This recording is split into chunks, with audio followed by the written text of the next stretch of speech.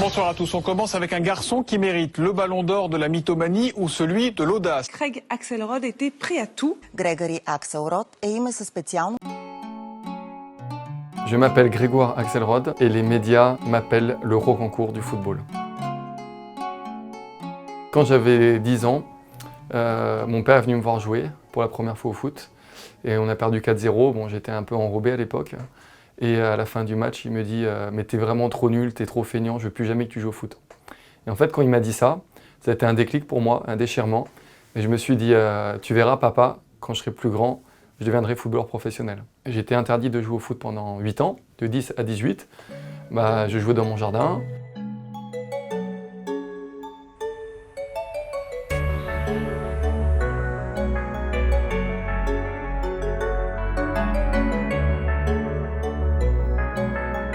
J'ai connu, quand j'étais jeune, la vie aisée. Et en fait, mes parents ils parlaient d'argent tout le temps. Donc au bout d'un moment, j'ai dit, mais je veux pas être comme eux, j'ai pas envie de parler d'argent du matin au soir, alors que tu en as déjà beaucoup. Moi, je voulais une vie différente, je voulais m'amuser, je voulais un challenge. Donc c'est pour ça que le foot, ça m'a plu tout de suite. J'étais nul, donc j'avais rien à perdre. À 16 ans, je me suis amusé à créer un site internet. Franchement, c'était un peu l'époque du Far West du football, et tant mieux pour moi. Parce que moi, déjà, juste d'avoir un site internet, c'était un truc de fou. Il n'y avait que les 10 meilleurs joueurs du monde qui avaient un site. J'ai copié le site de Ronaldo, et puis j'ai changé un article de l'équipe qui disait Anelka vers le Real Madrid. J'ai mis Axelrod vers le Real Madrid. Et un jour, je vais à la boutique du PSG pour voir une copine qui était vendeuse. Elle m'a dit « Est-ce que tu veux visiter le parc ?» Évidemment, c'est un truc de fou. Et après, je lui dis « Attends, je dois d'abord acheter un maillot de foot pour mon frère. » Le maillot des pros, en fait. Et évidemment, c'était pour moi. J'ai mis mon nom Axelrod derrière avec mon numéro, un faux numéro, 17. Quand on a fait la visite du parc, je lui dis « Ah, tu peux me prendre en photo sur la pelouse, etc. » Et je savais que ça allait relancer ma carrière.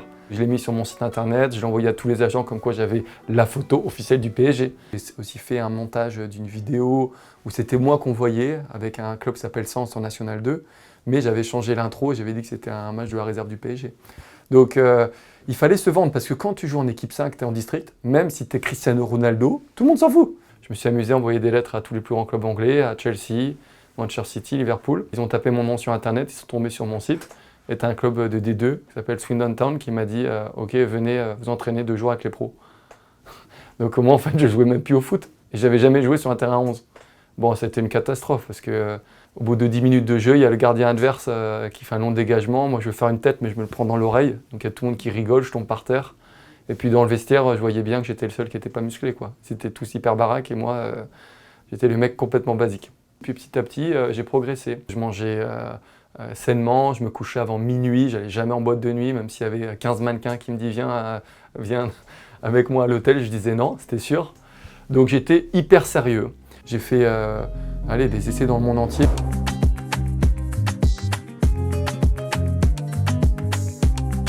À la fin de l'entraînement, donc en Argentine, avec le club de Tigre, avec la réserve, il y a un agent qui vient me voir moi et 2 autres Argentins qui dit je voudrais vous parler. Et il nous dit est-ce que vous voulez jouer en Europe? Évidemment, on dit oui. Après, il dit, est-ce que vous voulez jouer en Bulgarie? Moi, j'ai dit, non, ça ne m'intéresse pas. Et après, il me regarde dans les yeux et me dit, est-ce que tu veux jouer avec des champions? Évidemment. Il m'a dit, moi, je travaille avec le CSKA Sofia. Je cherche des joueurs. Vous allez partir à l'essai là-bas. Ok, cool. Je lui dis, avec plaisir. CSKA Sofia arrivait en stage en Autriche. Il devait être 16h. Il m'attendait dans le bus. Et moi, à 17h, je suis arrivé avec mon avion de Paris. Et tout le monde m'a attendu pendant 1 heure. Donc grosse pression. Et après, quand j'arrive, le photographe du club, il commence à me prendre en photo quand j'arrive à l'aéroport et tout. Donc là, je dis waouh. Ça s'est plutôt bien passé. On a fait des tests physiques et c'est vrai que moi, j'étais préparé physiquement. J'étais un tueur. Parce que pendant que les joueurs pros, ils prennent leurs vacances, moi, je m'entraînais 2 fois par jour. Donc quand je suis arrivé là-bas, j'étais déjà à 100% et eux, ils étaient à 10%. J'étais surentraîné et eux, ils revenaient de vacances où ils avaient passé 2 semaines à Miami à boire du champagne tous les jours. Donc c'est sûr que j'étais au-dessus d'eux physiquement. Après, j'avais une excellente mentalité, j'avais une bonne technique.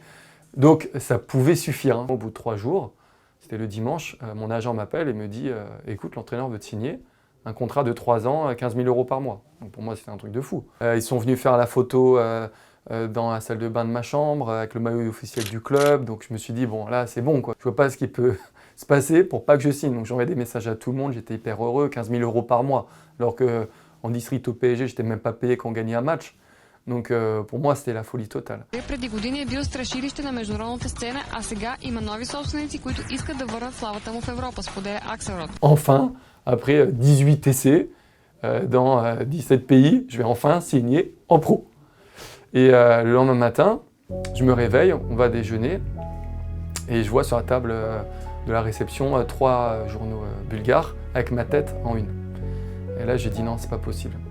Il y a un truc qui est louche. Donc, j'ai dit il y a deux solutions. Soit ils pensent qu'ils ont signé le nouveau David Beckham, donc là, hyper cool.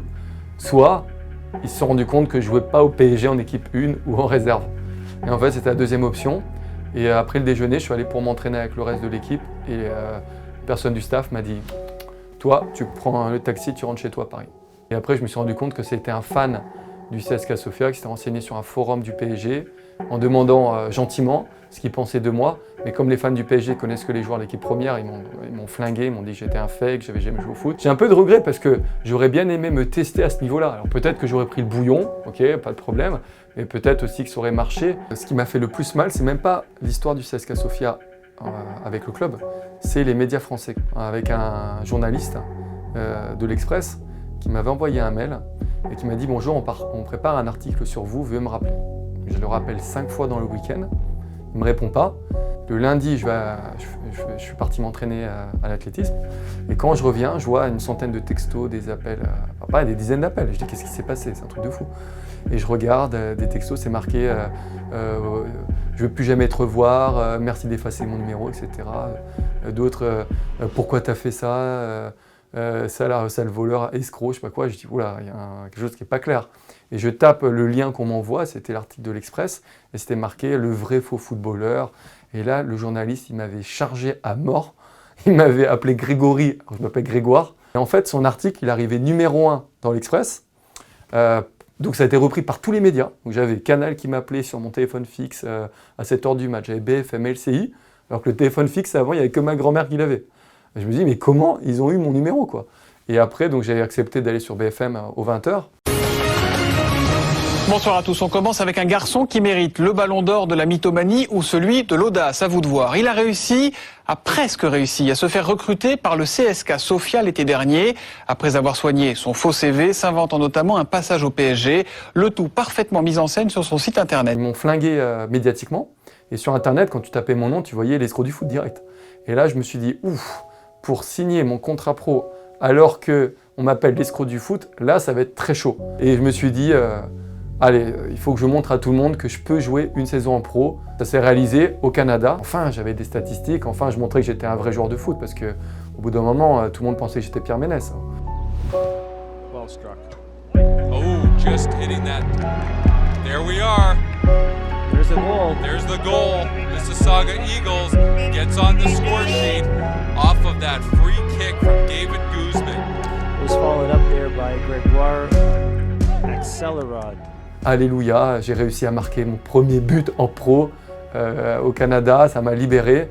Bon, c'est pas un très beau but, mais ça passe, hein, c'est pas grave. Hein. J'ai jamais abandonné, j'ai toujours eu la foi en fait. Comme mon père, il a refusé le fait que je devienne footballeur professionnel, ou même que je me lance dans le football, et ben, il m'a laissé avec 0 €, quoi. Donc j'ai dû me débrouiller tout seul, j'habitais dans un petit studio, donc c'était un peu...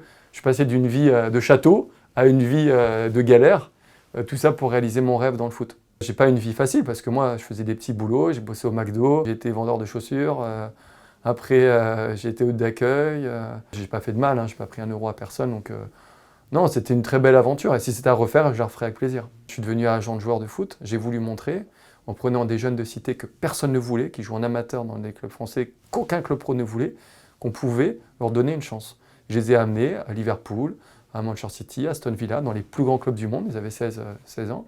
Et il y en a qui a signé. Il y en a un qui a signé à Aston Villa, contrat pro de 2 ans, alors qu'il n'était même pas gardé dans son club pourri en région parisienne. Bon, moi je suis agent maintenant, je vois ce que c'est. Hein. C'est que du relationnel, la vérité. Je pourrais signer ma grand-mère hein, si je voulais. Mais bon, je fais un minimum. Je signe un joueur qui sait faire 2 passes.